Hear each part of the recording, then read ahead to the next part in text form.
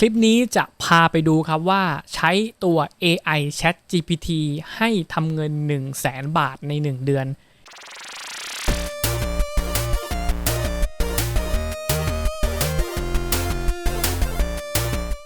คลิปนี้จะพาไปแกะรายละเอียดช่องอยู่ช่องหนึ่งนะครับผมที่เขาสามารถใช้ตัว AI เนี่ยทำรายได้มากถึง 100,000 บาทใน 1 เดือนเลยนะครับเดี๋ยวไปลองดูกันว่าทำยังไงนะอย่างแรกเลยนะครับเดี๋ยวมาลองดูกันก่อนนะครับผมตอนนี้ในปัจจุบันเนี่ย Chat GPT นะครับผมก็ได้รับความนิยมสูงมากๆนะครับในฝั่งของตัวการใช้งานนำ AI เข้ามาช่วยเหลือในส่วนของตัวการทำคอนเทนต์นะครับผมและนี่นะครับก็คือตัวอย่างนะในฝั่งของตัวการทำคอนเทนต์ที่ดีนะครับผมก็มีอยู่ช่องหนึ่งนะครับผมชื่อว่า Body Hub นะครับผมทำเป็นช่องนะครับเกี่ยวกับเรื่องของการออกกำลังกายสุขภาพนะครับผมแล้วก็วิธีการจัดการในฝั่งตัวการลดน้ำหนักนะครับผมซึ่งตรงนี้ผมมองแล้วว่าค่อนข้างที่จะตอบโจทย์มากๆนะครับสำหรับคนที่เป็นหนึ่งในตัวช่องนะครับที่ได้รับความนิยมสูงมากๆนะครับผมก็มีผู้ติดตามมากถึง 1.1 ล้านคนเลยนะครับผมเดี๋ยวไปลองดูกันว่าในฝั่งตัวรายได้ของเขาเนี่ยเป็นยังไงบ้างนะครับผมตอนนี้นะครับผมเราก็ดูนะครับผมในฝั่งตัว Social Blade นะครับผมก็ได้มีการเปิดเผยข้อมูลนะครับว่าในฝั่งตัว Body Hub เนี่ยมูลค่าช่องของเขานะครับผมเขาได้รับเงินประมาณเท่าไหร่นะครับต่อเดือนนะไปลองดูกันนะครับผมเวลาคำนวณนะครับให้คำนวณเหมือนเดิมนะครับก็คือเอาตัวเลขนะครับในฝั่งตัวรายเดือนของเขานะครับผมเอามาหาร3นะครับผมตรงนี้ได้อยู่ 9,100 นะครับผมแล้วก็มาหาร3นะก็จะอยู่ที่ 3,033 ดอลลาร์สหรัฐนะครับก็เอามาคูณกับเรทราคาตัวเงินบาทนะครับผมตอนนี้อยู่ที่ประมาณ34 บาทนะครับผมก็กดเข้าไปเบ็ดเสร็จนะครับใน1เดือนช่อง Body Hub เนี่ยจะทำเงินนะครับผมได้มากถึง 1,3,133 บาทเลยนะครับสำหรับช่องนี้ช่องเดียวนะครับผมซึ่งตรงนี้เนี่ยสามารถที่จะทำรายได้ให้กับเขาอย่างต่อเนื่องนะครับผมซึ่งตรงนี้ถ้าเกิดใครกำลังจะลองทำตามดูเนี่ยไปลองดูกันนะครับว่าช่องนี้เขาทำยังไงกันนะเริ่มต้นกันเลยนะครับไปลองดูนะครับผม For today's video, I'm here to show you how daily planks and the specific variations help me achieve a slimmer stomach. Like many clueless fitness newbies, I used to think that performing countless crunches and sit-ups are those exercises that are found to be highly effective and No, a strong แล้วไม่ midsection เห็น can หน้า help นะครับ improve เป็น your แบบ fake posture rate นะครับ and ผม even เป็นการ alleviate low ทำ back คลิป pain. วิดีโอแบบ Pretty fake rate impressive, นะครับ huh? ซึ่ง Now, moving ผม on, เคยอธิบายไป here's แล้ว a นะครับ detailed รอบหนึ่ง guide ใน on คลิป how to เก่า do a นะครับ standard ก็ plank. คือ First การ off, ทำแบบ fake decide rate on a เนี่ยไม่ต้อง position เห็น that หน้า lets you นะครับ extend your ก็ entire ใช้ body วิธีการ length. You พูด can นะ do ครับ it ห on รือให้ your AI palms, บรรยายแทน one นะ with ครับ your ผม wrist. ซึ่งข้อมูลของ Into a ส่วนใหญ่ straight ของ arm ตัว plank ช่อง position Body with Hub your เนี่ย feet จะเป็น wider กา than รออก shoulder กำลัง width. กาย Keep นะครั your บผม back แล้วก็ straight and your พูดเกี่ยวกับ shoulders, เรื่องของสุ hips, ข and ภา knees พนะ aligned in นี่ก็คือวิธีการทำของเขานะครับผมทีนี้เรามาลองดูกันนะครับว่าเราเนี่ยจะทำอย่างเขาได้ยังไงได้นะครับผมอย่างแรกเลยนะครับผมให้เราเข้าไปกันนะครับผมที่ตัว Aswer The Public นะครับผมนี่นะครับผมเว็บไซต์นี้นะครับผมซึ่งเว็บไซต์นี้เนี่ยซึ่งจะให้ข้อแนะนำนะครับในส่วนของตัวข้อมูลต่างๆนะครับในคอนเทนต์นั้นๆนะครับให้เปิดประโยชน์มากขึ้นนะครับผมซึ่งเขาก็จะมีวิธีการนะครับผมว่าเราเนี่ยควรจะใช้ทำคอนเทนต์ประมาณไหนเพิ่มเติมนะครับผมยกตัวอย่างนะครับผมอย่างช่องนี้เนี่ยผมขอยกตัวอย่างเป็นคำว่า best way นะครับผม to lost fat นะครับผมไปลองดูกันนะครับว่าเป็นยังไงนะครับผมลองเลื่อนดูนะครับสังเกตดูนะครับว่ามีข้อมูลขึ้นมาเต็มเลยนะครับผมเราก็มาเปรียบเทียบเลยนะครับผมซึ่งข้อมูลตรงนี้นะครับผมเขาก็จะบอกหมดเลยทุกอย่างนะครับว่าตอนนี้ในฝั่งตัวข้อมูลนี้นะครับผมคีย์เวิร์ดนี้เนี่ยจะมีข้อมูลในฝั่งตัวการตั้งแต่วอลลุ่มการค้นหานะครับผมตัว CPC นะครับผมเราจะได้ถ้าเกิดเรายิงแอดเนี่ยจะต้องใช้ประมาณเท่าไหร่นะครับก็ประมาณ 0.42 ดอลลาร์นะครับผมแล้วก็มีอธิบายหมดเลยนะครับว่าเราจะหาคีย์เวิร์ดอะไรเพิ่มเติมนะครับผมสามารถที่จะเปิดดูได้เลยที่สำคัญเขาอยู่ตรงนี้นะครับผมเราเนี่ยสามารถที่จะเปิดดูได้เลยนะครับว่าเราจะเริ่มในฝั่งตัวคีย์เวิร์ดไหนดีนะครับผมนี่ข้อมูลก็บอกมาได้เลยนะครับผมอย่างนี้นะครับ best way to lose fat นะครับผมก็เป็นวิธีการลดน้ำหนักนะครับผมซึ่งมันมีหลายวิธีมากครับนี่ก็มีเพิ่มเติมขึ้นมา best way to lose fat fast นะครับผมก็แบบรวดเร็วนะครับผมนี่มีหลายอย่างเลยนะครับผมนี่ไปเปิดในฝั่งตัวข้อมูลเพิ่มเติมได้นะครับผมซึ่งตรงนี้เราเนี่ยสามารถที่จะนำข้อมูลตรงนี้นะครับเป็นการประกอบข้อมูลเพิ่มเข้าไปนะทีนี้ต่อมานะครับผมสมมุติผมเลือกมาอันนึงนะครับผมก็คือในฝั่งตัว best way to lose fat fast นะครับผมนี่นะครับผมแต่แล้วเราเลือกมาแล้วนะครับการค้นหานะครับสูงมากถึง 1,290,000 ครั้งนะครับผมนี่คือเยอะมากๆนะครับผมโอเคต่อมานะครับผมเรารู้แล้วว่าเราจะใช้คีย์เวิร์ดนี้นะครับผมใ ให้เรานะครับผมเข้ามานะครับผมที่ตัว vidIQ นะครับผมก็เป็นอีกหนึ่งแพลตฟอร์มนะครับผมที่เขาเนี่ยจะใช้วิธีการค้นหาเข้าไปในตัว YouTube นะครับว่าการค้นหาให้นะครับว่าเราจะควรจะใช้คีย์เวิร์ดคำไหนดีนะครับผมควรจะใช้แฮชแท็กไหนดีนะครับผมในการที่จะเข้าไปในฝั่งตัวการจัดการตัว YouTube นั่นเองนะครับให้คนเนี่ยค้นหาเจอนะอย่างนี้นะครับเขาก็เปิดให้ดูนะครับว่าเราต้องใช้คำว่า fat loss นะครับผมนี่ 82,000 ครั้งนะครับในการsearch volume นะครับการค้นหานะแล้วก็ล่าสุดเลื่อนลงมาเรื่อยๆนะครับผมก็มีวิธีการเยอะแยะเป็นไปหมดเลยนะครับผมซึ่งตรงนี้เราจะเลือกในฝั่งตัววิธีการที่เราคิดว่าเราเนี่ยจะใช้นะครับผมอย่างผมใช้คำว่า fat loss นะครับผมก็จะเป็นวิธีการลดน้ำหนักนะผมก็กดคลิกเข้ามานะครับผมโอเคเสร็จแล้วนะครับผมเราก็เอาตัวที่เราคิดว่ามันน่าสนใจนะครับผมอย่างผมเลือกคำว่า fat loss diet นะครับผมทีนี้ได้คีย์เวิร์ดมาแล้วคือประมาณ fat loss นะครับผมแล้วก็มีคีย์เวิร์ดที่สำคัญอย่างตัว best way to lose fat fast นะครับผมต่อมานะครับผมเราก็ใช้ในฝั่งตัว Chat GPT ได้เลยนะครับผมนี่คือเป็นไฮไลท์ของเรานะครับผมก็เป็นอีกหนึ่งเครื่องมือนะครับผมที่สามารถที่จะมา generate content นะครับสร้างคอนเทนต์ใหม่ๆแล้วก็สามารถที่จะเอาไปใช้งานจริงได้นะโอเคทีนี้เราก็มาพิมพ์กันเลยนะครับผมแน่นอนนะครับเราก็ต้องมาพิมพ์ข้อมูลสำคัญของเรากันก่อนนะครับผมก็คือ best way นะครับผม to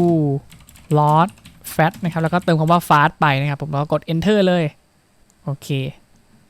ไปลองดูนะครับว่าเราจะได้คำตอบอะไรมานะครับ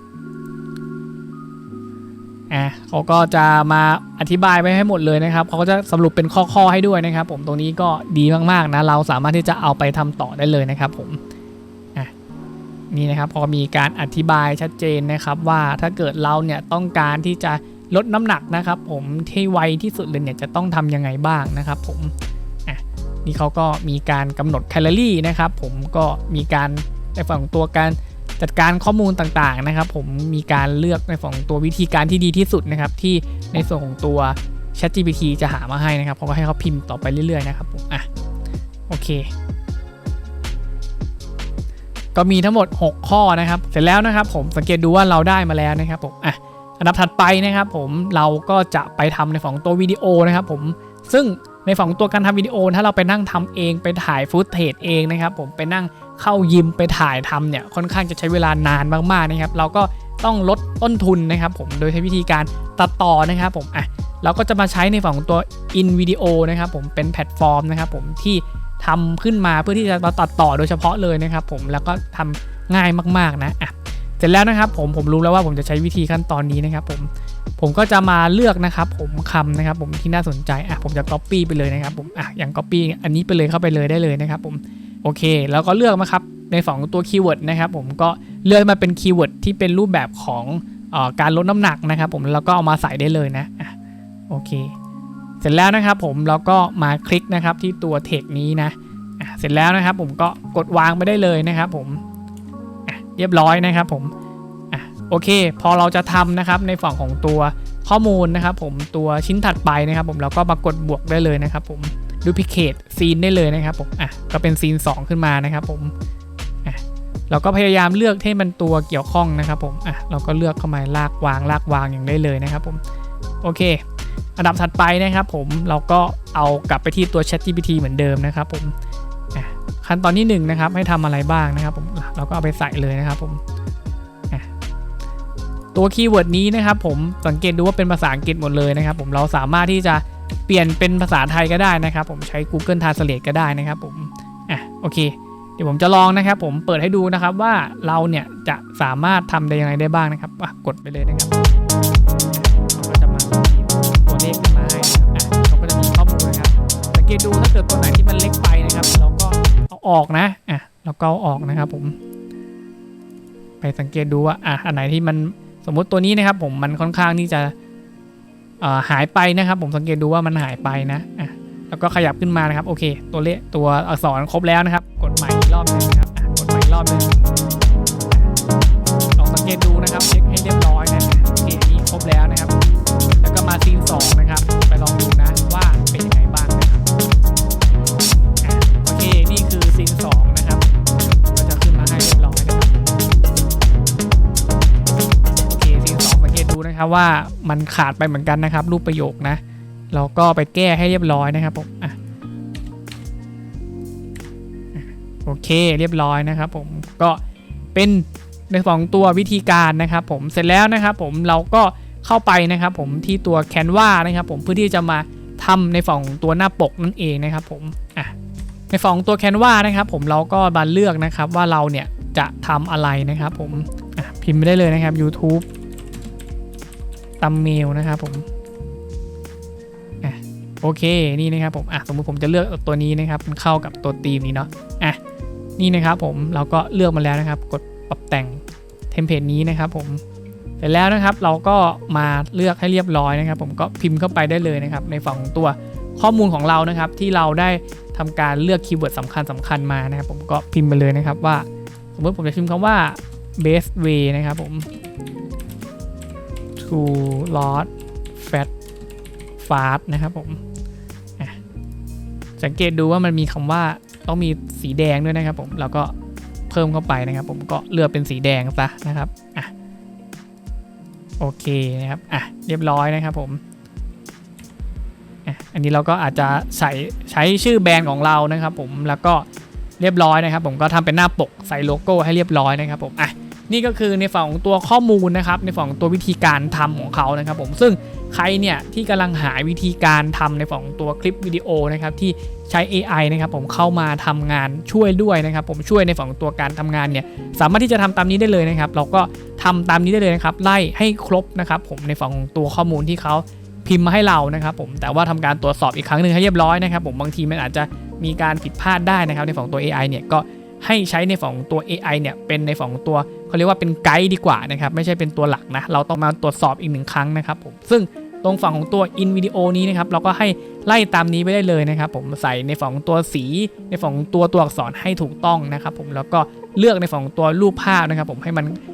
เข้าใกล้นะครับใกล้เคียงกับรูปประโยคนั้นๆนะครับถ้าเกิดทำเกี่ยวกับเรื่องลดน้ำหนักก็ให้ไปเกี่ยวข้องกับเรื่องการออกกำลังกายหรือเกี่ยวกับเรื่องของตัวคนลดน้ำหนักนะครับผมก็คลิปมีคุณภาพที่สุดนั่นเองนะครับผมนี่ก็คือวิธีการนะครับผมทำในฝั่งของตัวช่องนะที่เป็นในรูปแบบของตัว Fakeless นะครับผมสามารถที่จะสร้างรายได้นะครับผมมากถึง 100,000 บาทต่อเดือนเลยนะครับผมซึ่งตรงนี้เดี๋ยวเราจะมาทำในฝั่งของตัวข้อมูลใหม่ๆเพิ่มเติมเรื่อยๆนะครับผมซึ่งทั้งหมดนี้เรามีการอัปเดตกันอยู่ตลอดนะครับใครที่ชอบในฝั่งของตัว Passive Income นะครับสามารถที่จะกด Subscribe ช่อง Take Profit 24 ชั่วโมงนี้ได้นะครับผมเรามีการอัปเดตข่าวกันอยู่ตลอดนะครับใครนะครับผมที่มีคำถามนะครับผมในฝั่งตัวการเริ่มทำช่องนะครับผมก็มาลองพิมพ์กันดูด้านล่างนี้นะครับเราก็จะมาช่วยกันหาคำตอบไปพร้อมกันเลยนะครับผมซึ่งเร็วๆนี้ผมจะมีคอร์สนะครับผมที่จะมาช่วยในฝั่งตัวคนที่มาทำในฝั่งตัวคลิปวิดีโอคอนเทนต์ที่เป็น AI นะครับเข้ามาช่วยเหลือด้วยนะครับผม